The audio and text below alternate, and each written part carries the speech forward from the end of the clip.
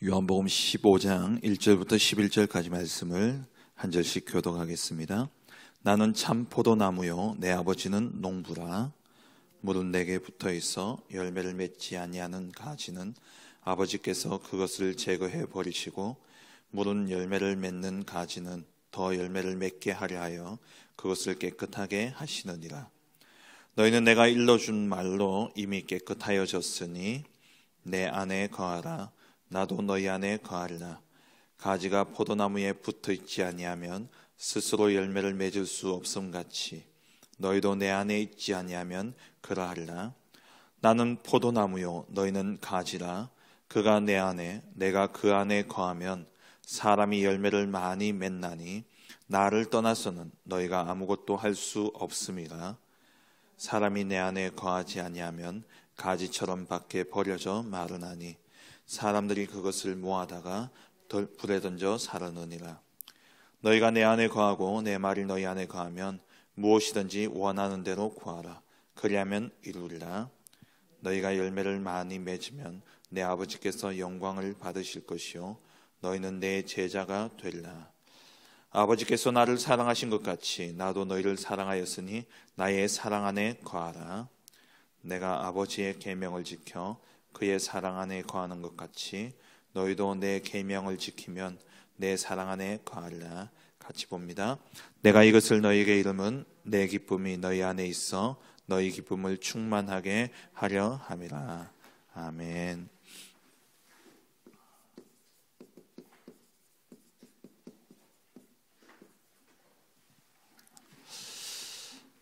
저와 여러분들은 그리스도 안에 거하는 제자입니다.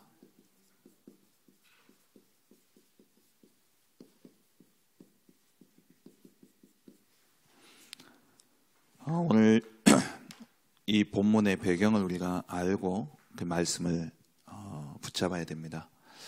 오늘 이 말씀은 예수님께서 십자가를 지시기 전날 제자들과 마가다라 방에서 마지막 날 밤을 보내시면서 예수님 제자들에게 마지막 가르침입니다. 물론 감람산에서 40일 동안 제자들을 가르치셨지만 예수님의 생애 가운데 마지막 날이죠. 죽기 전날 제자들에게 이제 예수님은 더 이상 세상에 계시지 않을 것이고 이제 이 세상을 떠나가실 것인데 그 떠나가야 될 시간표 속에 제자들에게 너희가 앞으로 어떻게 있어야 될지에 대해서 말씀하시는 겁니다. 예수님이 이제 안 계신 상태예요. 육으로 볼 수 있는, 지금까지 함께 하시면서 많은 이적을 보이시고 가르치셨던 그 예수님은 이제 더 이상 볼 수 없는 그 상황 속에서 그 상황을 전제하고 예수님이 말씀하시는 겁니다. 나는 참 포도나무요 내 아버지는 농부다. 그러면서 너희는 가지고, 그래서 너희가 내 안에 붙어 있어야 되는데 붙어 있는 그 전제가 뭐냐면은 그리스도 안에 거한다라는 것은 결국 말씀 안에 거하는 겁니다. 그래서 우리가 말씀을 굳게 붙잡고 말씀을 따라가야 되는 이유가 거기에 있는 것이죠. 그래서 우리가 이 말씀을 붙잡되 말씀을 알 수 있는 지혜도 없고 지식도 없기 때문에 성령을 보내셔서 이 성령께서 우리를 가르치고 우리로 생각나게 하겠다라는 거예요. 그래서 14장, 15장, 16장에 예수님께서 마지막 가르침을 주시면서 계속해서 하신 말씀이 말씀 안에 거하고 그리고 보혜사 성령을 보내서 그 말씀을 깨닫게 하겠다라는 말씀을 주고 계시죠. 그러면서 17장에 가서는 나는 이제 너희와 더 이상 같이 있지 않는다. 나는 너희를 떠나갈 거기 때문에. 그래서 예수님의 기도가 나옵니다. 제자들을 남겨두고 가야 되는 그 속에서 예수님이 하나님께 아버지께 기도하는 내용이 나는 세상에 더 있지 아니하오나 저들은 세상에 있사오나니 아버지께서 아버지의 이름으로 나를 보존하여 지켰던 것처럼 저들도 아버지의 이름으로 지켜달라라고 예수님께서 기도하고 계시죠. 예수님이 가시고 난 다음에 이 땅에 남겨질 제자들, 그들이 살아가야 될 현장은 어떻습니까? 현장은 온통 영적 문제가 가득한 그러한 현장이죠. 자신이 해결할 수 없는 그러한 영적 문제에 심각하게 사로잡혀 있는 사람들, 그들로 가득 차 있는 그러한 현장입니다.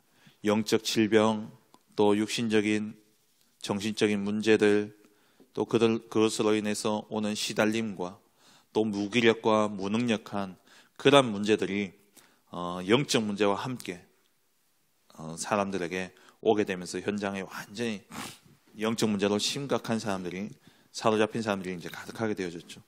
이들의 특징이 뭐냐면은, 이 영적 문제 있는 사람들의 특징이 뭐냐면은, 오래된 과거의 이 상처들,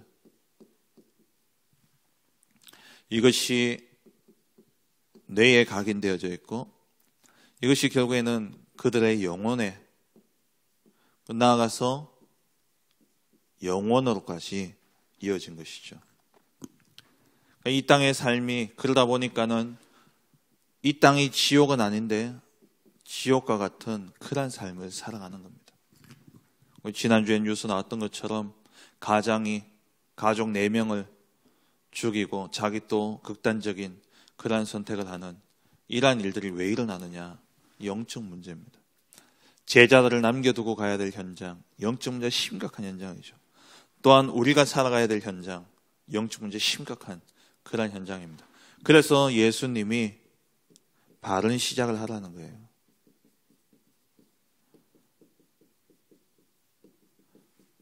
틀린 시작을 했던 이 바리새인들, 하나님의 말씀을 주셨음에도 불구하고 말씀을 언약으로 붙잡지 못하고 그냥 하나의 법조문으로 생각하고 그것을 지키려고 애쓰고, 그게 잘못한 게 죄라고 하면서 원죄도 알지 못하고, 그리고 사단의 존재도 모르고, 거기서 시작되어진 거죠. 그러니까 영적 문제가 와도 해결할 능력도 없고 그런 겁니다. 그래서 또 중세 시대에 로마 카톨릭은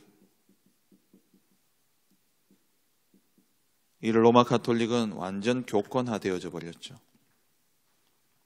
정치적인 이유로 또 육신적인 그러한 이익과 그것에 의해 가지고 완전히 교권화되어지고, 영적인 것은 다 놓쳐버리고 육적인 것을 위해서 살아가는 그러한 모습이 되어져 버렸습니다.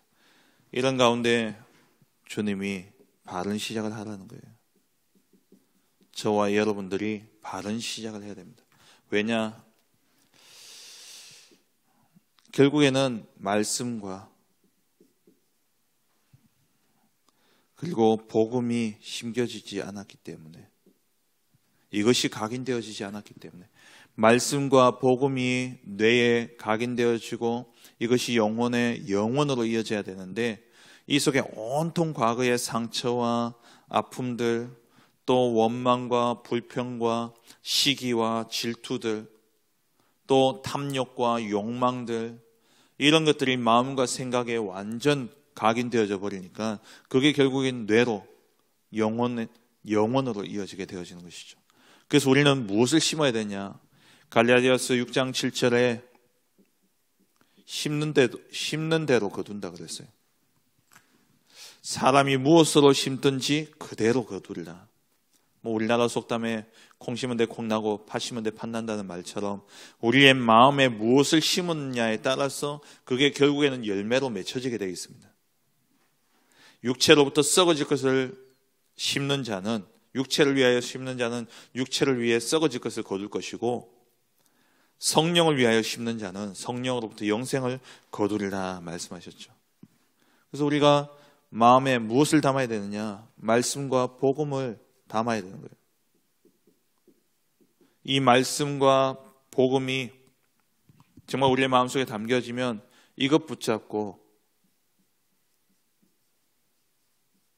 깊은 기도 속에 들어가게 될 때에, 이때 비로소 영혼의 치유가 일어나는 겁니다.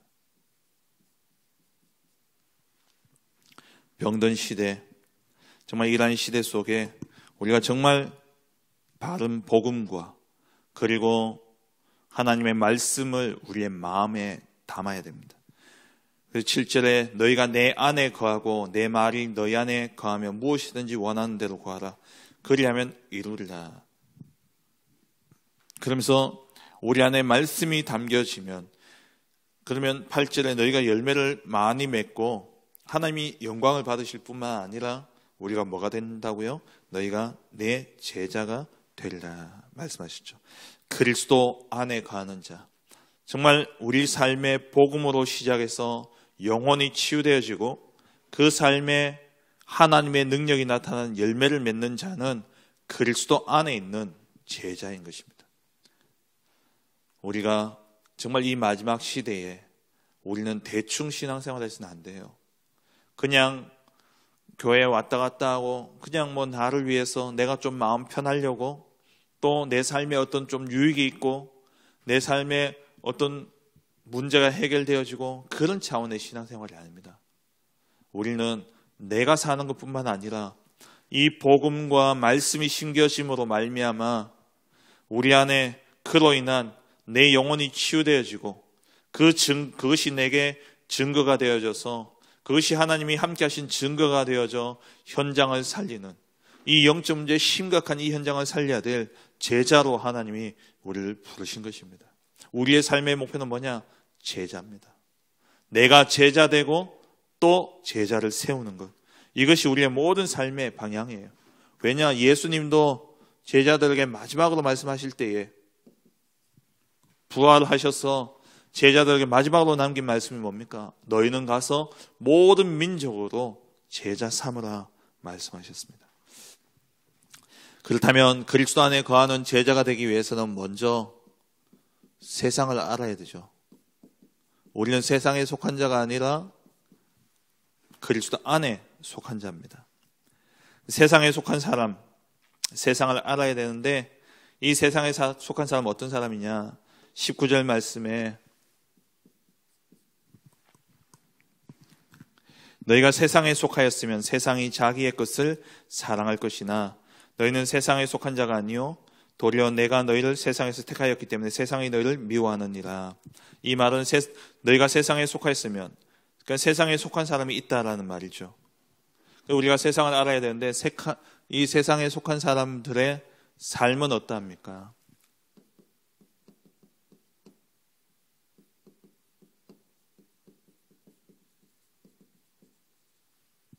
세상에 속한 자의 삶은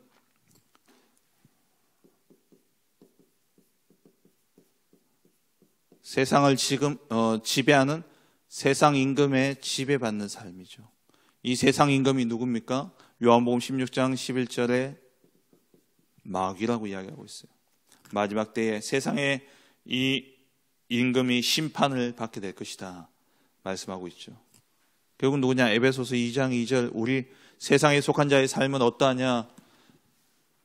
세상 풍속을 따르고 우상 숭배하고 곧 지금 불순종의 아들들 가운데서 역사하는 그 영, 공중 권세 잡은 자, 이 마귀를 따르는 삶, 그게 세상의 지배를 받는 세상에 속한 자의 삶의 모습인 겁니다.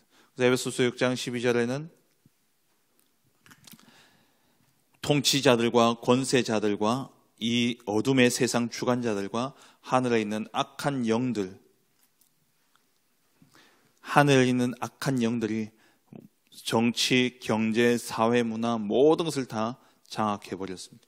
이게 세상 임금이에요. 이 세상의 임금, 세상 신이 되어져 있는 이 사단이 지배하는 세상 속에 살아가고 있다는 것이죠. 그래서 이들의 영적인 신분은 어떠하냐? 세상 속에 사는 자의 영적 신분은 요한복음 8장 44절에 너희는 너희 아비 마귀에게서 났으니 마귀의 자녀라고 말씀하고 있고요. 로마서 6장 17절에는 죄의 종이라 그랬어요. 그래서 늘 일평생 바르게 산다고 살지만 하나님 앞에서는 늘 죄에 끌려다니는 인생이 되어지는 겁니다. 마귀의 자녀로서 결국 그 인생은 죄의 종이 되어 죄 지으며 살아가고 결국 그 결과 죄의 삭스는 뭡니까? 사망이죠. 죽음이 이르게 되어지고, 그래서 에베소서 2장 1절에 너희의 허물과 죄로 죽었던 너희, 우리가 죄와 허물로 죽었던 우리의 신분입니다. 영적 신분이 어떠냐? 마귀의 자녀요, 죄의 종이요, 그 결과 죄의 삭신 죽음이 찾아오게 되고 죽은 상태, 영적으로 죽은 상태, 그게 세상에 속한 자의 모습입니다. 그래서 영적 사망 상태죠.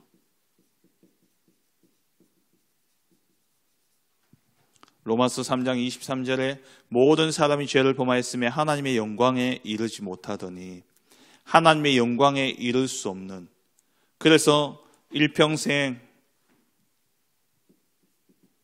나를 위해 살아가고, 그리고 보이는 육신 위에서 살아가며 세상의 성공 위에서 모든 것을 쏟아붓습니다. 그렇게 몸부림치면서 성공하려고 애를 쓰고 노력하는데 답이 없다 보니까 무속과 점술과 우상의 문화를 만들어내고 그 속에서 몸부림치며 살지만 결국에는 어쩔 수 없는 이 6가지 운명 속에 살아갈 수밖에 없는 것이죠.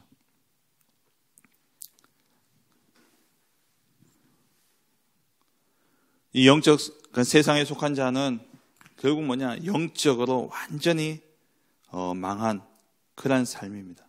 영적으로 죽음의 상태에 빠지게 되어진 거예요. 그래서 이들의 이 영적 사망 상태에 이르는 이들은 네 번째죠.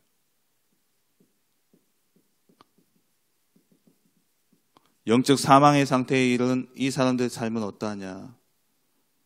바르게 살고 열심히 살고 옳게 한다고 하는 것이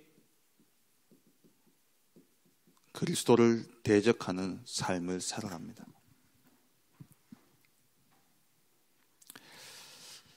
잘한다고 하는 것이, 정말 하나님을 믿는다고 하는 것이 복음을 방해하며 살아가는 거예요. 사도 바울처럼 정말 율법에 의로는 흠이 없고 하나님 앞에서 진실되고 정말 하나님을 위해서 살아간다고 하는 그 열심이 뭐냐? 그리스도 믿는 사람들을 옥에 가두고 그들을 죽이고, 그게 자기는 하나님 앞에서 의로운 행위라고 생각한 겁니다. 왜? 틀린 시작이었기 때문에 그래요. 교회 안에 있다고 하지만 정말 복음으로, 말씀으로 시작하지 않으면 틀린 시작을 하게 됩니다. 그러면 자기도 모르게, 물론 하나님의 자녀로 구원은 받았을지는 모르겠지만 세상에 속한 자와 같이 자기도 모르게 뭐하냐? 복음을 막는 자리에 서게 되어지는 것이죠.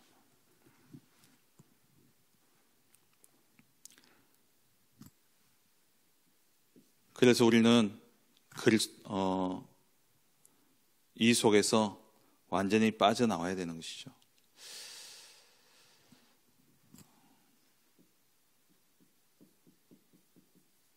여기서 세상에 속하지 않고 이제 세상에서 나와서 세상에 속하지 않은 그러한 인생은 어떤 인생이냐? 여기서 빠져나온 인생은 더 이상 우리는 세상에 속한 자가 아니죠.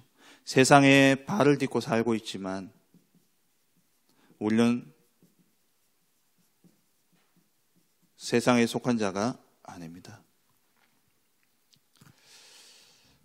19절에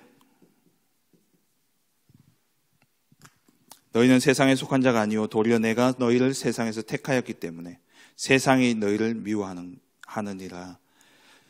세상에서 우리는 세상에 속하지 않았기 때문에 당연히 미움을 받고 핍박을 받고 박해를 당하는 이것이 당연한 삶이에요. 제자들에게 이야기하는 거죠. 너희가 이제 내가 가고 나면 많은 핍박과 박해들이 일어날 것이다. 예수님이 이것을 알았기 때문에 17장에 가서는 제자들을 위해서 기도할 때에 하나님께서, 아버지께서 아버지의 이름으로 나를 보존하여 지켰던 것처럼 이 제자들도 이들도 아버지의 이름으로 지켜달라고 기도하신 거예요. 왜냐? 예수님도 당시에 많은 핍박과 박해를 당하시고 결국에는 그 핍박과 박해로 십자가에 죽으셨지 않습니까? 제자들도 똑같이 세상에 속하지 아니한 자들은 이렇게 세상 속에서 미움을 당하고 20절 말씀에 나오는 것은 박해를 받을 것이고 온갖 핍박과 미움을 당하게 될 것이에요. 이것이 당연한 삶입니다. 그리스도 안에 있는 제자는 당연히 이러한 핍박을 받게 되어 있는 것이죠. 사단 세상의 것을 가지고 우리를 속이려 하고 그러지만 우리의 신분은 하나님이 나의 아버지시고 그리스도가 나의 구원자가 되시고 성령께서 지금 우리와 함께하고 계시기 때문에 우리는 세상에 발을 디디고 살고 있지만 세상에 속한 자가 아니라 세상에 속한 자를 살리는 전도자로 우리를 부르셨습니다. 우리는 세상에 속한 자가 아니라 세상 속에 살지만 세상 속에 있는 자를 살리라고 하나님 우리를 먼저 선택하여 부르신 겁니다. 그래서 교회라는 단어는 원어로 밖으로 불러낸 자예요. 세상에 속해 있지만 세상 속에 있지만 하나님이 우리를 택하여서 부르셔서 세상 밖으로 부르셔서 하나님이 함께 하시는 이 구원과 또 하나님의 축복들을 가지고 다시 세상에서 발을 디디고 살면서 뭐하냐? 세상에 속한 자들을 건지라고 부르신 전도자. 그게 교회라는 의미입니다. 그래서 바울이 고린도전서 3장 16절에 너희가 하나님의 성전인 것과 하나님의 성령이 너희 안에 거하시는 것을 알지 못하느냐 말씀했죠. 그래서 우리는 세상 속에 살지만 세상에 발을 디디고 살지만 우리는 세상에 속한 자가 아니라 그리스도 안에 거하는 자입니다.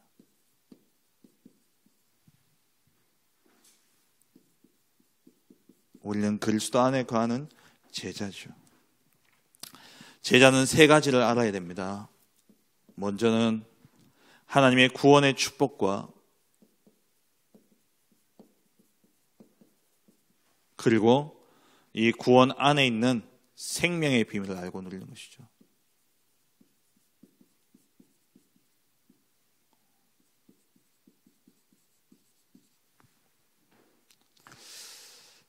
구원의 축복이 뭡니까?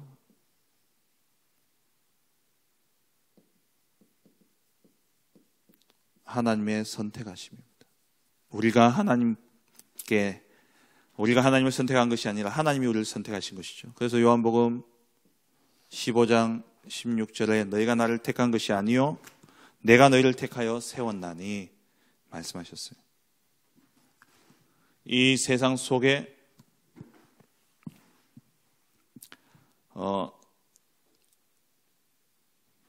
또 19절에 보면은 너희를 세상에서 택하였기 때문에 세상이 너희를 미워하느니라. 주님이 우리를 먼저 택하신 것입니다. 이것이 복음의 시작입니다.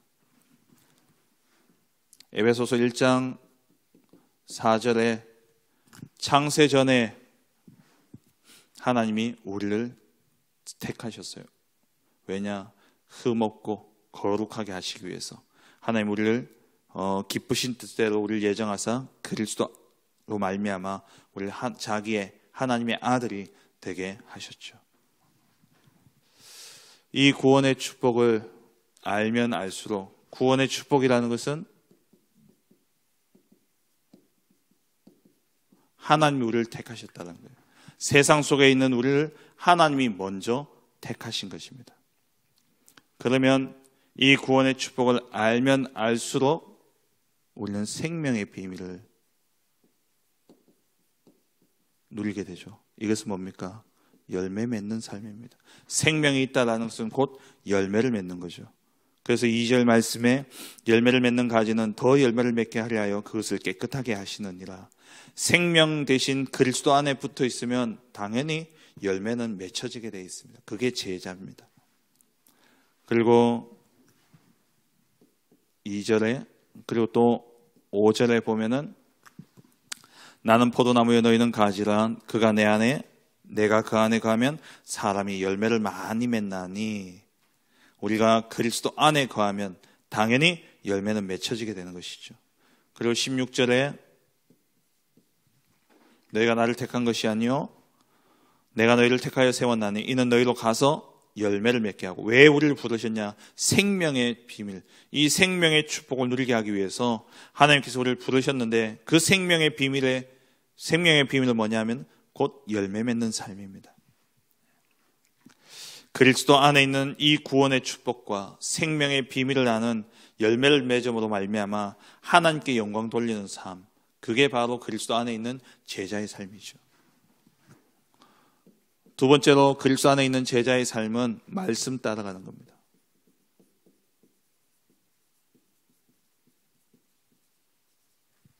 말씀 따라가는 삶이에요. 말씀 안에 거하는 자.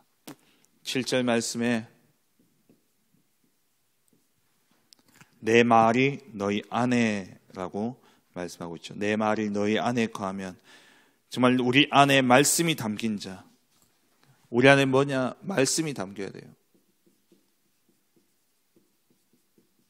말씀이 담긴 자는 형통합니다. 시편 1편 1절 2절 말씀처럼 복 있는 사람은 어떤 사람입니까? 악인의 길을 따르지 않고 죄인의 길에 서지 않고 오만한 자의 자리에 앉지 않는 그 비밀을 아는 사람이에요. 그 비밀이 어디에 있습니까? 2절에 오직 여호와의 율법을 즐거워하여 취하로 묵상하는 자로다. 그 사람은 어떤 사람입니까? 시절을 쫓아 과실을 맺으며, 시냇가에 심은 나무가 시절을 쫓아 과실을 맺으며 모든 일에 형통케 되어지는 사람.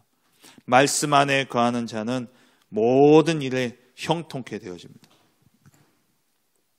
렘넌트 7명의 삶도 똑같았죠. 그리고 이 말씀이 담긴 자는 이 말씀을 반드시 후대에게 전달하게 되어 있습니다.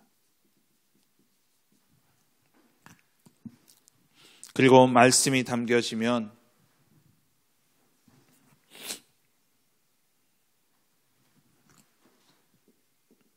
반드시 기도가 응답되죠.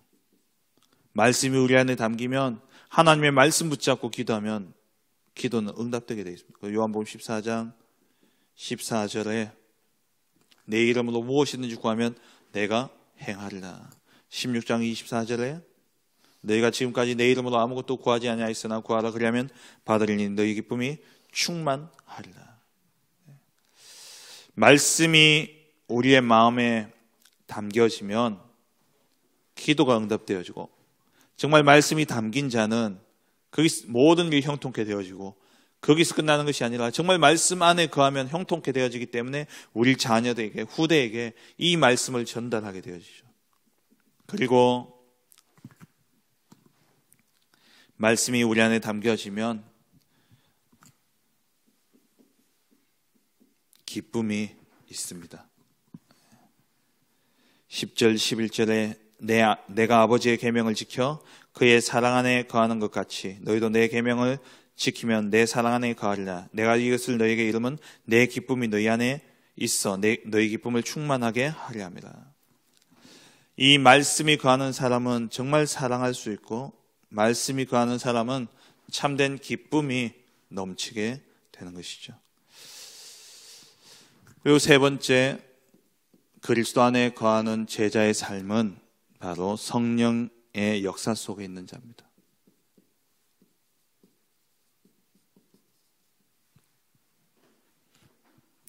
성령의 역사가 무엇인지 아는 사람. 26절에 내가 아버지께로부터 너희에게 보낼 보혜사 곧 아버지께로부터 나오시는 진리의 성령이 오실 때에 그가 나를 정언할 것이요. 26절에. 그래서 예수님이 14장, 15장, 16장을 에서 우리는 장으로 나뉘어져 있지만, 예수님이 마가다락방에서 저녁을 드시면서 제자들과 만찬을 하시면서 하신 이야기들이에요. 그래서 요한복음 보시면은 14장부터 보시면은 13장에는 세족식이죠. 발을 씻기시고, 그 최후의 만찬의 첫 시작이 세족식으로부터 시작했잖아요. 13장부터 보면은 지금 성경 보시면 다 색깔이 들어가 있습니다. 빨간색으로. 이게 뭡니까? 예수님의 말씀이에요. 14장, 15장, 16장 보세요. 17장까지 온통 빨간색입니다. 예수님의 가르치심이에요. 이 예수님의 가르치심의 내용이 뭡니까? 14장, 15장, 16장의 성령과 기도입니다. 그리고 말씀이에요. 그게 뭡니까? 제자입니다. 그리스도 안에 거하는 자, 제자의 삶. 그래서 진리의 성령이 오시면 우리로 깨닫게 하시는 것이죠. 오늘 말씀처럼 진리의 성령이 오실 때 그가 나를 증언하실 것이요, 진리의 성령이 오시게 되면 우리로 깨닫게 하는 겁니다. 그러니까 보이지 않는 것을 보게 하시는 거죠. 그래서 고린도전서 2장 12절에 우리가 세상의 영을 받지 아니하고 오직 하나님으로부터 온 영을 받았으니 이는 우리로 하여금 하나님께서 우리에게 은혜로 주신 것들을 알게 하려 합니다. 은혜로 주신 것을 알게 하려 합니다. 우리로 그 하나님의 성령으로 통달케 하신다 말씀하시죠. 모든 것을 깨닫게 하시는 거예요. 깨닫게 하시고 성령은 우리를 대신해서 간구하십니다. 로마서 8장 28절에 26절에 우리가 구하지 못하는 것까지도 성령께서 우리를 위해서 간구하고 계셔요. 그렇기 때문에 우리는 성령 안에서 완전히 보증받았습니다. 다시 말하면 인침을 받은 거죠. 인침을 받았다는 것은 지금 도장을 이야기하는 게 아니에요. 실링이라 그러죠. 납을 녹여가지고 편지 봉투에 딱 붙일 때 납을 딱 녹여가지고 한 방울 떨어뜨리고는 인장 반지를 가지고 꾹 누릅니다. 그러면 나를 내 이름이 들어가 있는 아니면 나를 상징하는 문양이 찍히게 돼요. 그러면 그건 함부로 뜯어볼 수 없습니다. 도중에 이것은 딱 정해진 사람만 뽑고 그 사람이 뜯어야 돼요. 아무도 뜯을 수 없는 겁니다. 완전히 봉해진 겁니다. 사단이 뜯을 수 없는 거예요. 하나님의 자녀라는 이 신분은 절대 뜯을 수 없는, 바꿀 수 없는, 그래서 우리는 망할래야 망할 수 없는 신분이라는 겁니다. 에베소서 1장 13절에 너희가 구원의 말씀을 듣고 또 그것을 믿어 약속의 성령으로 말미암아 인침을 받았다 그랬어요. 그리스도 안에 있는 제자, 결국 뭡니까? 구원의 축복, 생명의 비밀이라는 것은 성자 예수 그리스도, 말씀 따라 역사하시는 성부 하나님, 그리고 성령님, 결국 뭡니까? 성삼위 하나님의 역사 속에 거하는 자가 참된 제자인 것이죠. 말씀 맺겠습니다. 그리스도 안에 있는 제자, 그 제자는 세상에 속하지 않고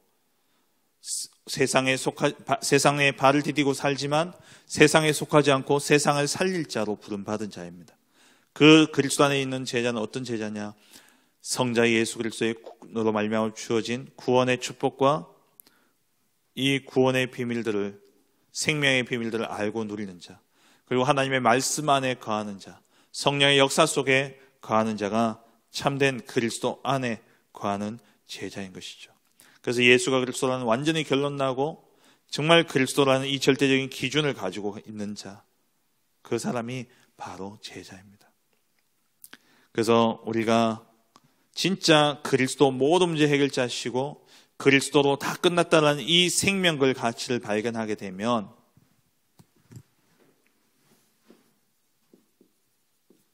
그리스도로 결론나고 생명걸 가치를 발견하게 되면 비로소 뭐가 보여진다고요? 이면 계약이 보여져요. 내 남은 생에 무엇을 하며 어떻게 살아가야 될 것인가, 이 이면 계약이 딱 발견되게 되어 있습니다. 로마서 16장의 인물들처럼 정말 이번 한 주간 동안 그리스도 안에 있는 이 구원의 비밀과 생명의 비밀들을 알고 누리고 말씀 안에 거하면서 성령의 역사 속에 성령이 조명하시는 그 밝히 깨닫게 하시는 그 비밀을 알고 누리고 이 증거 가지고 정말 세상에 속해 있지만 세상에 살지만 세상에 속하지 않고 정말 이 세상에 속한 자들을 살리는 로마서 16장의 제자의 길을 가는 우리 모든 성도님들 되어주시길 주의 이름으로 축원합니다. 그리스도 안에서 가장 안전할 하나님 자녀의 기도입니다. 날마다 말씀 안에 거함으로 바른 복음으로 시작하는 삶이 되게 하소서. 그리스도 언약 안에 있는 비밀을 누리며 현장에 복음의 열매를 맺는 제자의 축복 속에 거하는 자 되게 하소서. 내게 있는 현장이 최고의 응답과 축복의 장소임을 알고 현장의 선교사로 서게 하소서.